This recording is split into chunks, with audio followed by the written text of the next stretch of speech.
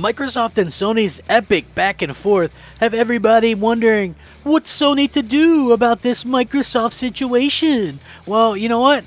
They're doing a lot of things about the Microsoft situation. I think the main thing they're doing is carrying on, but I also think that, obviously going after a developer, going after a publisher is a smart move.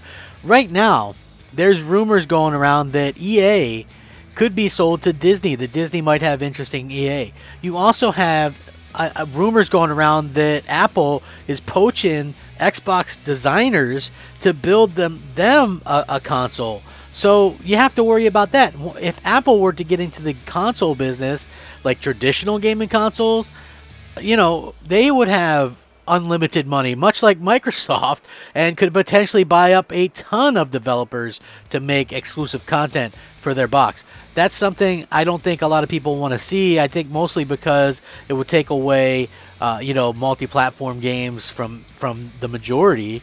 Like most people have an Xbox or a PlayStation, and it would end up putting them somewhere where I feel like they probably don't belong. They probably would be underutilized. Like, imagine you were an Xbox fan and you see Killer Instinct launch on Xbox One and it's really, really good. Double Helix did a good job with that, and then Amazon buys up that studio, and I don't know what they've done since that point, but it must not be anything notable since we've not heard of it. So it's just one of those things where we kind of look around and we go, hey, you know what, this is weird, we maybe don't want to see that. Now, with this bit of news, I feel like Sony, I don't know how I personally feel. I don't think they're going to buy a Take-Two or whatever, but they do have earmarked money, almost $20 billion over the next 3 years to buy and to invest. And people were posing this question today, and I wanted to get into it because it's going to be a very good topic. And yes, it's a topic that everybody's talking about lately, but I still feel like it's something that we want to cover. So,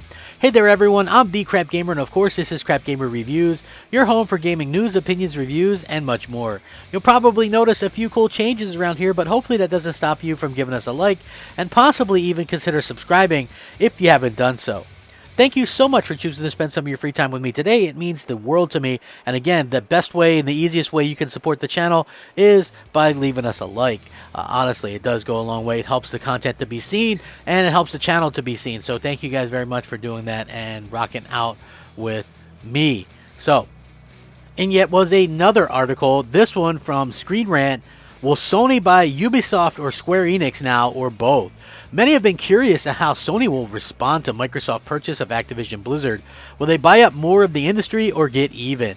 After the monumental purchase of Activision Blizzard by Microsoft, a conversation has sparked about whether the future of the industry will fall into the hands of a few major companies, such as Sony, which have been speculated that might be looking good to buy Ubisoft or Square Enix.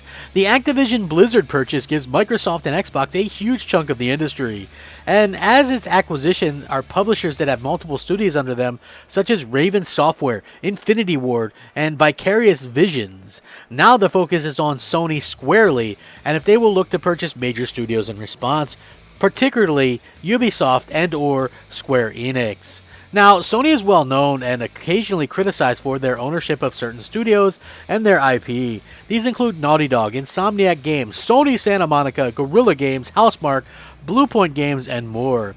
The difference between their exclusivity and the purchase by Microsoft is that these are individual studios, not publishers, that generally work on 1 to 3 games at any given time. Now, Sony is already seeing class action lawsuits because of these exclusive deals. The accusations being made are that Sony's exclusivity is anti-consumer and allegedly monopolizing the PlayStation Store's digital download and pricing. Given the legal waters that Sony is already treading and the possibility of Microsoft's purchase to further complicate things, will Sony take the risk to buying 2 more large publishers? Let's take a look, shall we? Why would Sony buy Ubisoft and or Square Enix? Many may not know that these two companies own a collection of subsidiaries that develop their games. Square Enix, for example, generally credited for the Kingdom Hearts and Final Fantasy series, are comprised of studios like Eidos Montreal, VisionWorks, and Crystal Dynamics, the last of which is rumored to be developing another Tomb Raider game. Square Enix is already flirting with PlayStation exclusivity with Forspoken, which is only releasing on PlayStation 5 and PC. So so a purchase of the company doesn't seem out of the question. Not to mention that it was also rumored recently that Sony was paying for exclusivity on Final Fantasy games this entire generation, and the fact that we haven't seen Final Fantasy VII Remake even mentioned as coming to Xbox yet, even though it was supposedly supposed to come out a year later. The same can be said for Ubisoft, which is generally credited with discussing titles like Assassin's Creed, Rainbow Six, and the recently released Riders Republic. But the reality is that all of these games are developed by different studios under the Ubisoft umbrella. Assassin's Creed Odyssey was developed by Ubisoft Quebec, and Assassin's Creed Valhalla was developed by Ubisoft Montreal.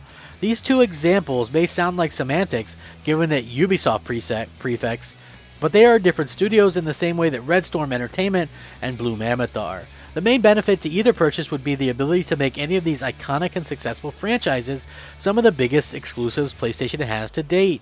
The primary choices likely being Final Fantasy and Assassin's Creed. The argument Sony could make for a decision like this is that Xbox has already started to claim exclusivity for franchises like The Elder Scrolls, which is one of the most successful franchises in the industry. However, this argument would fall flat for many given that the exclusives already owned by PlayStation such as God of War and Marvel's Spider-Man and individual titles like Ghost of Tsushima that compete with the likes of Elden Ring. It is really unclear as to what Sony would truly get out of the purchase like this, although, as the legal headache may prove too much, and its roster of studios and games is already quite substantial, what move are they going to be able to make? It's going to be interesting to see how this kind of works out. For me personally, I think Sony should... It's hard to say because I don't really want to see all these third-party games go exclusive. But I would rather see them go exclusive than end up in a situation where they're bought out by Tencent or they're bought out by some other company.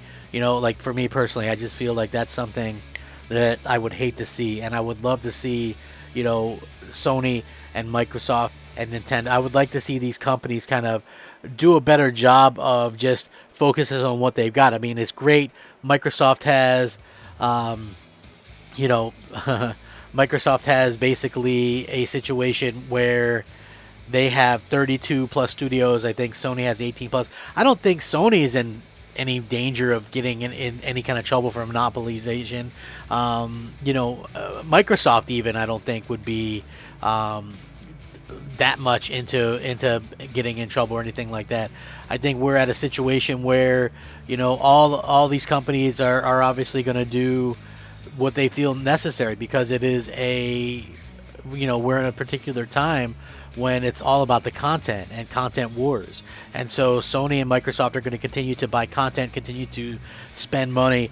You have to. Sony needs more content because even though they're not going to do day one games in Game Pass, they for certain will do, a lot of games and things like that in their version of Spartacus or whatever it is down the line. I don't think those are going to be day one, but they might be, after a year come to the to that service. And I think that that's something that you obviously would want to kind of have and and kind of be aware of. So I think that would be something to kind of keep an eye on in the future as well. So will they buy one of these companies? Listen, I've already stated this multiple times. I feel like Square is a good one though.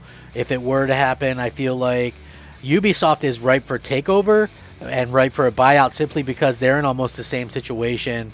Basically that Activision was in for much less price, by the way, right? And you can imagine getting something like Assassin's Creed and Rainbow Six. It could solve their problem.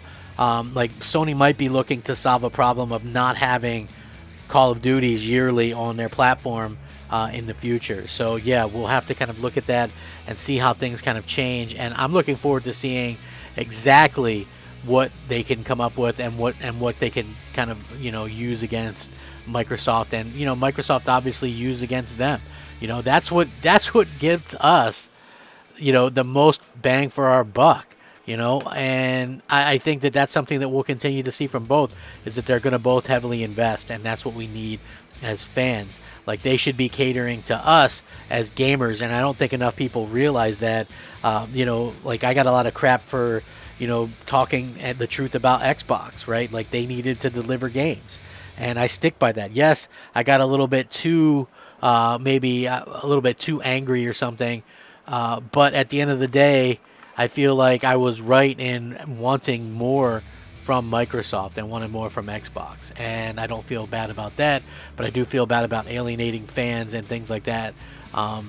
And just being overtly angry over something silly like video games, so hopefully people know where I'm coming from with that, and can kind of forgive me and move on a little bit, because I think both these companies are obviously doing things that we've never seen before in this industry, and that's only going to make things better and better in the long run, and that's an exciting proposition in my opinion, and I can't wait to see what we're going to get. It's just an exciting time to be a gamer. I'm going to link this. You guys can check it out. If in a perfect world, if you're a PlayStation fan, what developer, what publisher, what student, what would you like to see Sony pick up? Please let me know down below, or on Twitter, or on Xbox Live, or on PSN. Thanks for watching. Rack 'em up, fact 'em up, Crap Gamer 'em up.